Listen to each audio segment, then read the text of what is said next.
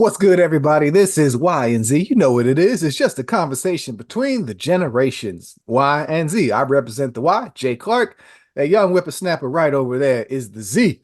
Xavier Lewis, my brother. How you living this week? How's the world treating you? How them responsibilities as a grown man? What's good with you? Man, we had so many shows growing up. As far as like from the generations before us, keeping our head above water, making a way when you can. But Layoffs. and that's all we kind of knew. But man, I'm better than keeping my head above water right now. You know what I'm saying? So I'm Hey, just hey. grateful, man. Things are great right now in life. A whole bunch is going on. And I'll talk about it a little later in my topic or whatever, my hot topic. Okay, But okay. I'm great. I'm great. I hear you. I hear you. I got some beef with you this week. Oh, y'all this Y'all week. always got beef with us. We just be trying to navigate life and be the new adults that have to barbecue at the cookout. But y'all got beef with us. You're not quite there just yet. But before we get there, like, share, subscribe, follow us, all that good jazz. And y'all not cookout responsible just yet. Y'all getting there. We can do a fish fry. Oh yeah. I was doing fish fries in college. But yeah, big beef with y'all this week is how y'all act like nothing came before. And I want to reference this based off really with J. Cole. We know what happened last weekend and this hip hop beef between the big three, which is That's y'all supposedly one. J. Cole, Kendrick, and Drake, who are the rappers of your generation growing. That's your era of Right, music. right. And J. Cole apparently caught some feelings over his response to to Kendrick's bars in his response, and since apologized, and a bunch of us were like, "Man, what the hell are you doing?" Um, and it's really I'm not really interested in this part of it, but it really started in a conversation online about how beef has never really been a big thing in hip hop. And a lot of us, and it's coming from a lot of y'all. Like I said, this issue with y'all, and a lot of us are sitting here like, what do y'all really know? Because clearly you can't make that statement and actually have be a fan of hip hop or know where hip hop has come from to be like beef and competition is just not a part of the genre. Sir, represent for your generation because I don't know where I don't know where the bulk of that statement came from, but I'll say this. Whoever made that statement is just ignorant to some of the past stuff. Because even when rap was still highly regional, you wasn't considered the top of the region unless unless you was out here dominating the other people in the area. And not just not like, I mean, and we smooth now. Kendrick and them, they was just dissing each other on songs. I mean, we saw rappers back in the day. They was drive buying, bro. It was nothing to play with. Like hip hop was about exactly what they was rapping about. Like it was their life. It was their hood. It was their experiences. Now, I will say, I mean, if somebody from my generation made that statement by only what's been happening in my generation, that's kind of maybe true. We haven't seen a whole lot of hip hop beef. I mean, the females get into it every now and then, but other than that, I guess the more time goes on in my generation, they're trying to make it all kumbaya. and that's the But problem. that's not true That's to the the problem. essence of hip hop. Right, and that is the problem. Because yeah, granted, y'all have seen some beefs, but y'all ain't seen beefs. But beef doesn't have to be bad. And I think one Right. that was the Beef disappointing makes thing. money. It's not even money. It's that was the disappointing thing with the Kendrick, Drake, and J. Cole beef. And supposedly Kendrick and Drake have new bars they about to drop. By the time you hear this, they may have dropped. There's rumors, but whatever. We're treating with what we have so far. That was the exciting thing about this particular beef, is because it's kind of like it doesn't need to be serious in terms of, oh, I'm gonna kill you, you gonna kill me, I'm gonna get no, it's not about that. It was really kind of hopefully going back to the essence of I am better than you, or you're better than me, or I'm the best. I'm the best, and really because they're friends. They know each other. They're cool. We're not expecting bad blood here, but we wanted to see that action on the court. Like it's Bro, almost for like the real. NBA. Like, Like they're friends, but when you step on that court, oh, I'm gonna dog you out, and that's what we were really hoping to see with this beef because it's kind of like yeah, like you don't we never want to see see that. nothing no more, especially not from the men, bro. Everybody be just trying to stay in their own little lane or whatever. But nah, across these lanes, let's get a definitive GOAT right quick. Let's just get a definitive GOAT of the generation. And I was very excited to see what happened. But I'm gonna tell you this: I knew Cole, the type of guy Cole is, at least the guy he portrays to be, Mhm. is like as far away from confrontation as can be. And so when I seen he had responded, I was just kind of in my head like, but how long is that gonna last? You know what I'm saying? Because J. Cole is never giving off the type that he's just gonna keep something up as far as like having beef with a person or whatever. Again, I think they are missing, and I think a lot of y'all, you younger ones, are missing the like this. This could have been fun because it's almost like this. I almost put it this way: like I said, they have a relationship. Like this ain't no Tupac, Biggie, Jay Z, Right, right, right. Nas, This like ain't yeah, like yeah, to yeah, yeah. where no, but this is on some like you feeling bad because you said some things. I almost want to be like if I was Kendrick, I'd be like motherfucker, like bring it, Let's like keep this up, right? Like I'm gonna let's have push some you. fun. Let's have some fun. Right. I'm gonna keep pushing you until you almost feel like you want to say something out of pocket because right now, what it's doing is this is good for the business. This is getting more ears listening to hip hop. Like we are already in a dying age of hip hop and R&B anyway. We might as well R&B, yes. Hip hop, add, no. huh? Hip hop, no. Hip hop has never been bigger. Hip hop never has It's more never mainstream, yeah. right. But I'm saying That like, way, yeah, yeah, but I'm saying like what we used to know to be hip the hop or culture. whatever The culture it, is the it's kind culture of is yeah. dying off very because I said we in this kind of like kumbaya era where everybody needs to get along, nobody needs to confront anybody else, even if it's like friendly, just a little friendly fire. You know what I'm saying? Like you said, it's kind of just like it's like black top playing around, bro. Let's call it what it is. Rap battling is as essential to hip hop. Or Yeah, let me phrase it this way. Hip hop has confrontation built into it like no like other it's in the genre. Like DNA. it's in the DNA of the genre. Like you don't need confrontation in R&B, you don't need it in pop, you really don't need it in rock, you don't need it in country. Part of hip hop's DNA and foundation is literally from either DJs battling, DJ battles, Yeah, break dancing battles, or rap battles in the park. Part of it is literally me and you in this moment, mano y mano, woman y woman, whatever it may be. And I got my 16, you got your 16, and the people or whatever gonna say who's best. That's it. simple as That's that. it. Unfortunately, we saw in the 90s it get to a level that was like, whoa, nobody Right, want to got be a little out here. of pocket. Right. But at the heart of it, and like I said, some of these beefs have been like, yo, I'm really not fucking with you. I don't like your At guts. all, at But all. Like then some of it can simply just be in the moment, dozens, roasted. Like there's no reason. Like this is me putting my marketing hat on, my content hat on. Like yeah, yeah. if I'm any one of the three, Kendrick, Drake, or J. Cole, we gonna have a conversation real quick. Closed doors. Hey, this is what I'm about to do. Play along. And Right, right. Play along. even if you want to set some ground rules, like, hey, bruh, I'm gonna come for that neck real quick. I ain't gonna come at your mama. I ain't gonna come at you like with it. Like Right, right. I ain't gonna be disrespectful with it, but I'm gonna come for your head a little bit and maybe make you feel a little uncomfortable. Like, get into it. And don't get me wrong, I do highly blame my generation for that because if anything, my generation is it's so polarizing, right? Half of us are like, no confrontation. Let's just all get along. The other half is the reason why baddies and all them shows are still around. Like it's so polarizing. So you got one side, they want to see the rappers go upside to each other's head like it's a reality TV show. The other half is just like, Can't y'all just all make great music and we just call it a day? Right. No, we cannot. No, no, no. We want to.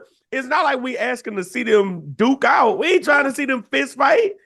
But we want to see how well their lyricism is going to go against each other. What kind of beats you going to drop in there with that? Are you going to like take a sample from his song, make it better than what he made it? And then like, come on, man. Like Yeah. that's, I mean, it's a whole art in itself. The Yeah. art of confrontation is what's missing from this generation a whole And lot. these are all three dudes. Like Kendrick and J. Cole specifically are two of the top current mainstream lyrical dudes in the game. So it's like if anybody can do this creatively Oh, yeah. and make you go like, oh, it's these two.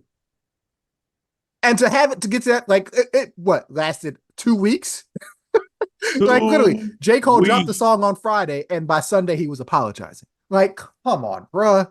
Like, Jermaine, come on, come on. man. Jermaine. Like a lot of us right now look like yo, like one of my homeboys, he's like, yeah, it's on Drake to save it now. And I'm like, really? You expecting Drake Nah, to really Drake, come through and deliver and like even then, bro, Drake is not about to stand in the ring no, 1v1 with we've seen it. Kendrick. We've Nah, seen it. We've seen it happen Drake's before. saving grace is the fact that it was another person in the ring.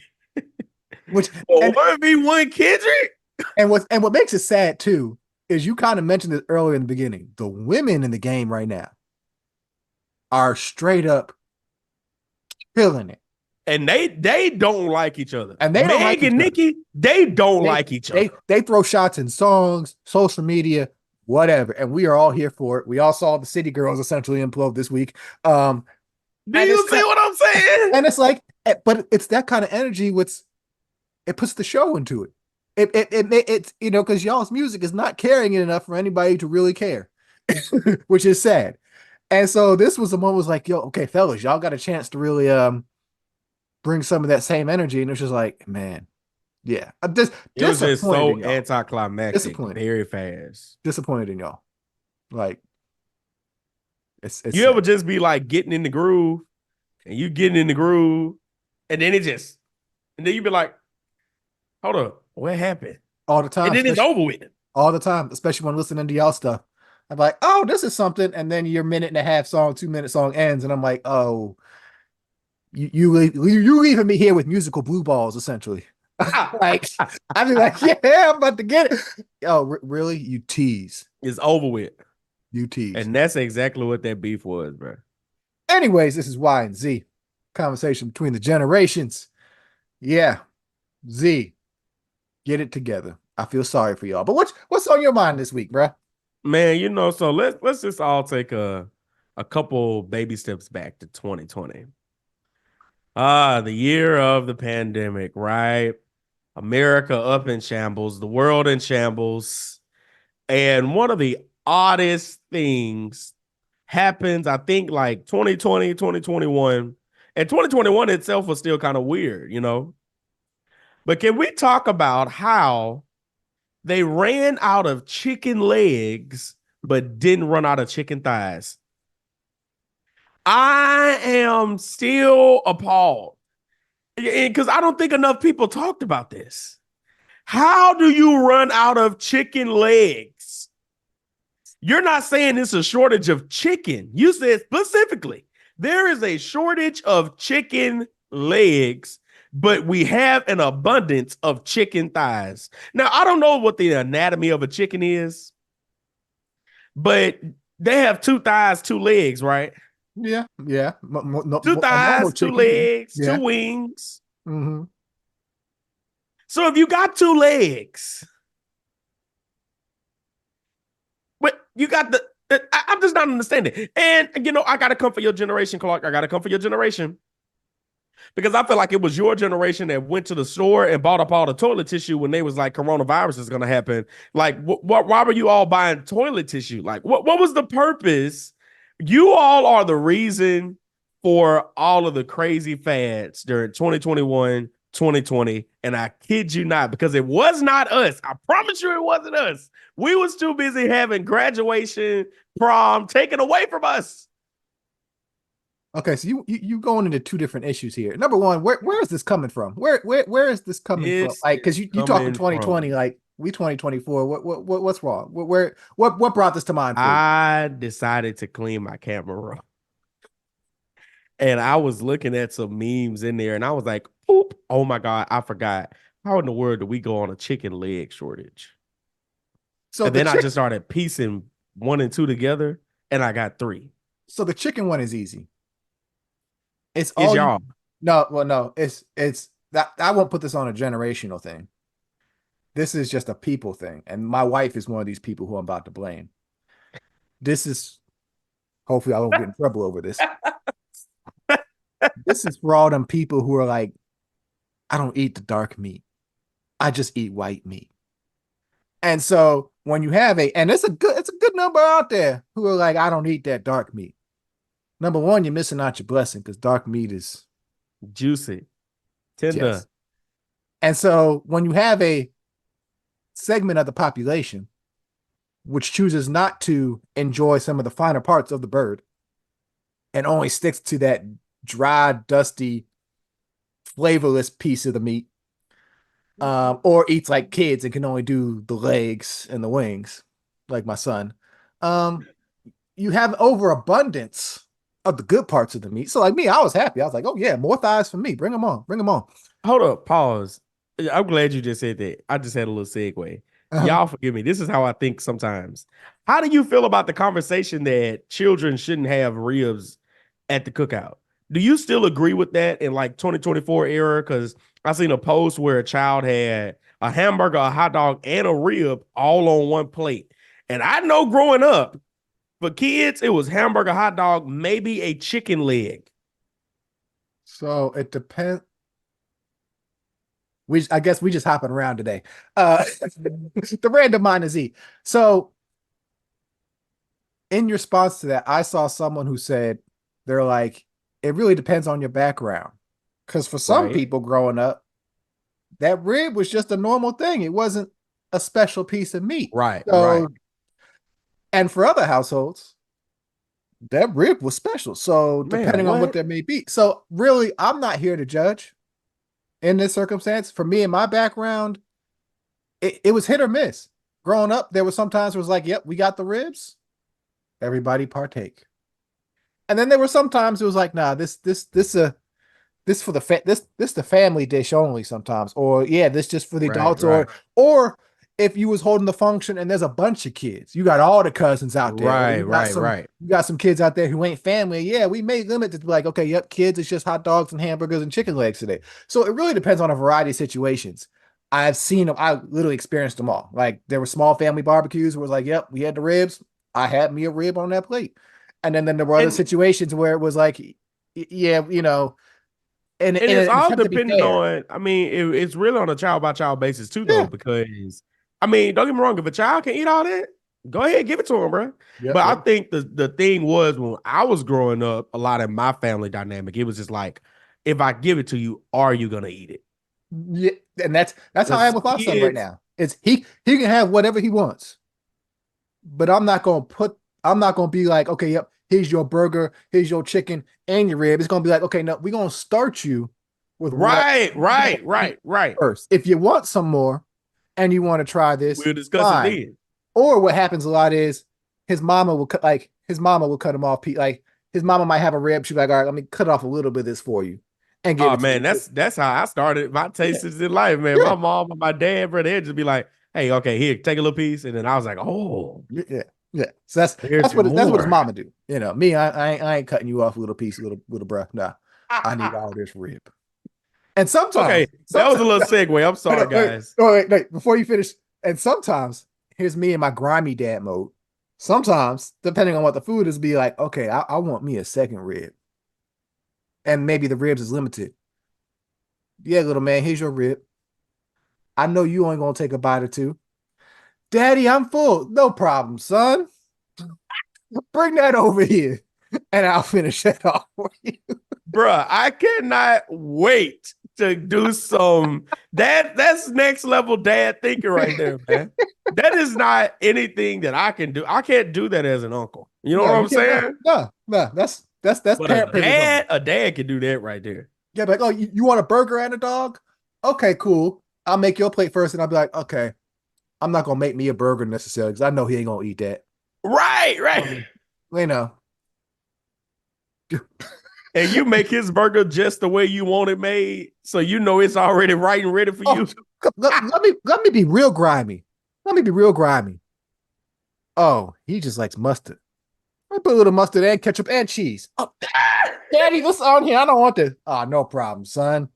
I'll eat that for you. Don't worry about it. Just go ahead and finish your hot dog. And the only thing you tell everybody, they be like, "Oh my god, well, I thought your son he didn't want what all was on it. I had to go ahead and take that off of him." Mm-hmm. Mm-hmm. Yeah, that's the dark side of being a dad sometimes. Gotta. Clark, that's so smooth. That's so smooth, bro. Well, let's get back to this toilet paper because we just being real random today. Yeah. You know what? I ain't got an answer for you. I wasn't here. I You don't know. wasn't in the States. Sure wasn't. So I was sitting in my comfy country of residence at the time, like, y'all crazy. That's a You shame. wasn't in the States during the height of coronavirus. That's so true, Clark. I keep forgetting about that. I was like, oh damn, y'all ain't got no toilet paper. It was the weirdest thing. I mean, shelves were still stocked with gloves and masks and sanitizer, cleaning products, medicines. They were all still there. But toilet paper. Toilet paper was let's go grab this. Yeah, y'all was y'all. So how much time we got? We got some time. All right, real quickly, because I'm curious because we just had last month was essentially the 4-year anniversary of when lockdown started. Right, right. Like I said, I wasn't here, and it's funny when engaging with conversation with you Americans who were here, You who Americans. were like, lockdown is so bad. It was just rough. It was bad, and it's like y'all don't know what a lockdown was. Y'all really don't.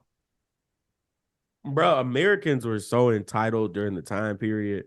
They was like, stay inside. Americans was like, nah, I'm not gonna do that. Yeah, I'm We gonna gonna just, yeah. still have stuff open. Exactly. Some Exactly. businesses never closed. Can I tell you what a real lockdown was? Please tell me the real lockdown that you went through, bro. So I was in New Zealand. Just, I was living in New Zealand. And New Zealand, at the time was the world leader, I would say, in how to handle corona because for Yeah. us, it didn't really exist for the most part. When that first lockdown hit, 'cause we had three total ones during my time period there. That first one started around the same time as everybody, March, end of March. But here's how our lockdown was. Because we had 4 levels. So level 4 was like, you ain't doing nothing. Stay in. They closed everything. Everything. And I'm talking everything. The only things that was open was your grocery store, gas station, and your pharmacy. Essentials. Essentials. And you wasn't leaving your neighborhood. Because like the beauty of living in where I was in Auckland, every neighborhood was small enough that it had its own grocery store. Like it had all these things. You wasn't leaving your neighborhood. So you would leave your house to go to the grocery store if you needed to, wait in line, spaced out, because they was only letting a certain amount of people in the store every time. And that was it. We wasn't driving. We wasn't like they wasn't letting you leave your county. Let's put it that way. Like they had cops posted up. Like that was a real lockdown. Couldn't order Man, no that's couldn't order no crazy. Uber Eats. Couldn't call up Domino's to get a pizza. Like nothing was open. Nothing. Not a damn thing. That's lockdown. Right. Like That's y'all don't know what lockdown was. Nah, man. America, you already know how Americans are, bro. Especially Southern Americans. Ah, and And it was they were just so ignorant about it. Like, if you got five, 7 acres of land, They not telling you can't go out and be on your porch. That's not Right. what they telling you. Right. That's not what they telling you. But we talk about y'all people that want to go down and hang at the Dollar General because you ain't got nothing better to do with your day. Right. Right. And it was that way for like 2 months. But after that, Wow, life got to normal. Like I said, I Corona, I don't know that struggle. Like, yo, bro. It's because there nobody wanted to close anything down here, bro. Nobody. If and people didn't understand, if you could have just went through a smooth little lockdown for, like you mhm. said, that month and a half, that 2 months, there's no way for it to spread. Yep, we was living life normal after that. Like I would video chat y'all and y'all be like, oh y'all you outside? You get to be around people? You get and it's like, yeah, life was normal. That COVID, what? Please, we good. Bruh, But it yeah, was you can't blame us for that. Y'all was y'all whole country was struggling over toilet paper. struggling over toilet paper, bro. It was crazy. It was crazy. It's why I see conversation between the generations, a little beef with one another, similarities, differences. He tries to blame me for stuff, but as you see, it just can't stick. Can't stick. Gen Z just don't think right. The world didn't exist before 1996, according to Gen Z. Like it's all that's what they do. But anyways, like, share, subscribe. What we do on the back half here is we try to put one another on. We share some recommendations that we might be interested in and think the other might. So Youngblood, what you gonna put me on this week? Man, a lot have been going on in the world or whatever. Blah blah blah blah blah blah blah blah blah blah.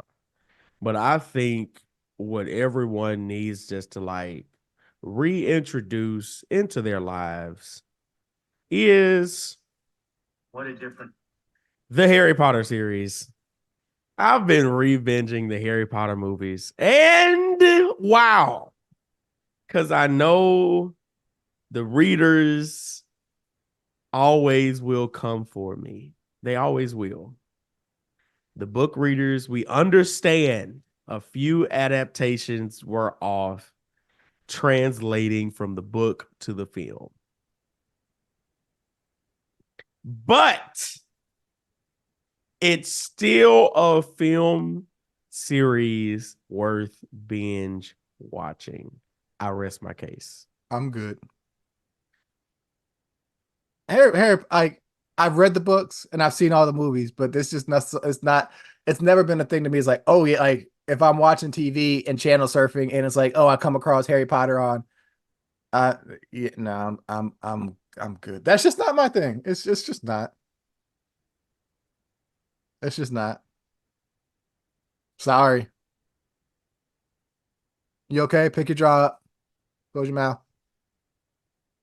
I mean, me and Harry Potter share the same birthday, so we cool with that. But Clark, are you serious? it's like I said, I read the books. I enjoyed them. Like I'm not out here calling it trash. Like please don't mistake this for this. But it's just in terms of rewatching factor or something I'm going to revisit. It doesn't hit that comfort spot for me. It just doesn't. It What? doesn't. I said I've seen them all, watched them, but it's just not. It's just not something that does it for me. It's just not.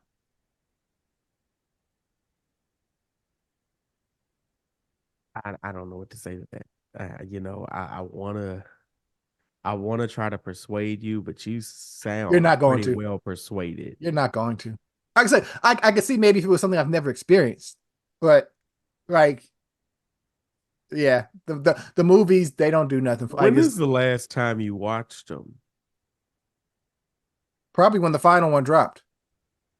Oh, it's Part been two. at least 10 years. Yeah, Watch this. You should go back and rewatch them, Clark. I'm good. Just to I'm give yourself that old nostalgic feeling again. well. So no, it doesn't do nostalgia for me, and it's a symptom of the problem is it's there's only so much time and there's so much content. Like my Yeah. comfort and nostalgia things are built in. Like the threshold, and this is across a lot of content, music, whatever. The Yeah. threshold to Yeah. become comfort and nostalgia. Because for me, comfort and nostalgia it's either A, something I'm going to sit there and intensely watch, or B, it's something I can have in the background and still enjoy it because I know what's going on. Right, Like right. there's just no space for anything else. And most of the time when I'm trying to sit down and actually watch something, I'm trying to watch something new. Like I, it's this weird balance. So yeah, unfortunately, no, it's just like I said, I ain't here to hate on it. That's just not for me. Okay, I'll let you. What you got to put me on, bro? Just because you didn't peed, you didn't hit a R. Kelly on my Harry Potter. Whoa, whoa, 180 time. So I want to put you on. I came across a random YouTube dive the other day. The algorithm be doing algorithm things, and I came All the across time. this feed of stuff. It's this guy by the name of Peter Santinello. I'll drop his name in the descriptions. And as he puts it, I make videos showing you a world that the media fails to capture. And so literally what he's doing is he's just kind of going across the country, making videos on just experiences. So let me read out a couple of his titles here for you. So we have here poorest region of America, what it really looks like. He's essentially driving through southern West Virginia and eastern Kentucky. And really, and what I really love throughout the series is he's talking with people. So he's Right, going to right, these small towns or these places or having these experiences, and he is talking to people. And it's just literally just like, okay, what's your life like? How are you right. seeing things? What's affecting you? And I say, and it's he's doing some wild things. Like he's got he was I just watched one the other day. He was deep down in Cajun country, like Louisiana Bayou. He's Yeah, got man. and these are like 45-minute, 50-minute, hour long kind of documentaries of just showing different sides of life. Like he's got one. There's this Mic guy, check, I guess, who's been living off the grid for 50 years in Appalachia. mic check. He went and hang. I hear you. I hear you. Oh, okay, okay. I was making sure. Okay. He went, this guy who's been living off the grid for 50 years in Appalachia. You get to see and it's interesting because he's a white guy. Right, And right, so right. he gets these passes into these spaces. It's like the Louisiana one. My wife was like, I bet these people wouldn't be so friendly if he was black and trying to have these conversations. But Oh, not at all. but don't let that disjoint you about it at all because he's knowledgeable. Like this ain't no MAGA dude. I really can't tell you what his politics are, but I enjoy he is aware of situations. So like even like the Louisiana one, he's driving, he's talking with people that like, the economy used to be sugar. And so he's driving past fields. It's like, yeah, these used to be the fields where some tragedy happened. And but he's talking about it not in a way that's like, it's just all horrible, it's all bad, but it's just like, this is what it is. Make your own opinions about it. Like he's got one here. He spent a I mean, day or that's whatever. news. That should be what most media, what at least news outlets is, right? Giving you the information, allowing you to form your own opinion instead of forcing an opinion on you. And you're seeing the country in a way that you hear a lot of people talk about it because there's You this never big seen divide it. between cities and suburbs, rural, all that kind of stuff. So like he's in these small towns. He's telling you the population. He's telling you, you seeing he's talking to people already. So he got one episode. He's driving around with an East LA gang member. He's riding around Wow. East LA with some Chicano. Like he's going talking to Navajo Nation. Like he's got a lot of stuff, and it's interesting just to see all these different sides of America or these different things that you hear talked about or people from this background. And you get this broad sense of like, yeah, this is a big ass country and it's a lot of people with a lot of different experiences living in it. And it ain't just what you see on social media because we know social media is a BS lie. So I'm gonna throw the link in here. Check it out. Like it's Like vast, but it's I enjoyable. think we always forget about like what America is like. We're literally called the United States of America. So if we're being honest, each state is its own country.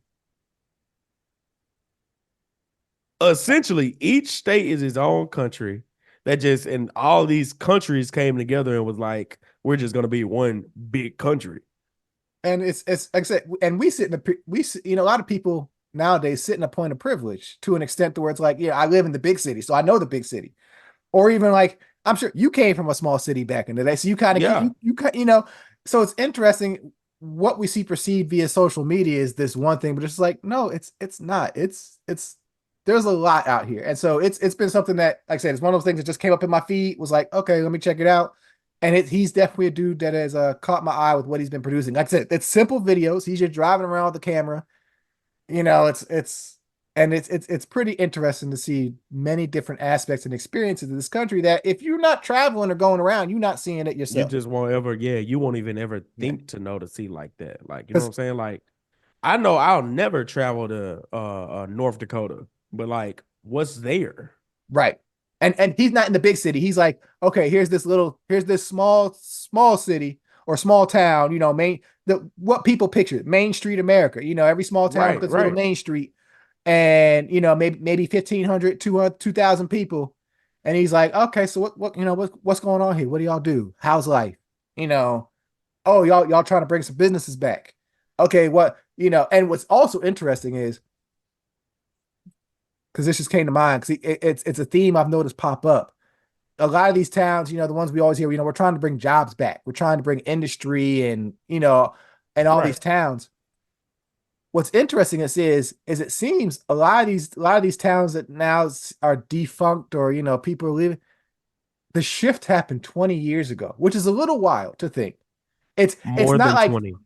huh? These shifts happened at least in the 1980s. No, no, no, no, no, no, no, no, no, no, no, no. It's the 20s. Because like I say, he's talking to people. I mean, it's the 2000s. And they're like, so yeah, so when did things start going downhill? Oh, about 20 years ago. And you're sitting here like, wait, it's like 2001, 2002. So it's not the 80s and the 90s. It's crazy that they're like, yeah, it ain't something that, this town was booming in the 50s and 60s and then it went downhill. No, no. These towns were booming throughout the 1900s. And then as we've Turn of seen the the century. shift of life, which we talk about with you guys, unfortunately, just Gen Z just comes and messes everything up, whether on purpose or just by It because wasn't things exist. us, it was our parents. But yeah, I'm gonna link it. Check. That I've sounds only like watched a that's couple. interesting. See what grabs your mind, and but yeah, that's other sides of America. I like as I've traveled the world. I like seeing different pieces of how I'm for people live. that. I'm for that for real. But yeah, Y and Z, it's what we do here. Talk about life between the generations, where we agree, where we disagree, where Gen Z just likes to mess things up, and we just they ain't Hey, got it. we young and turnt. We could do Yeah, that. y'all turn and y'all gonna be young so long. Um, anyways, like, share, subscribe. Thank you for tuning in. J Clark 787, the real Xavier Lewis, the Lewis brand. Until next time, be safe out there, live, love life. Peace. Peace.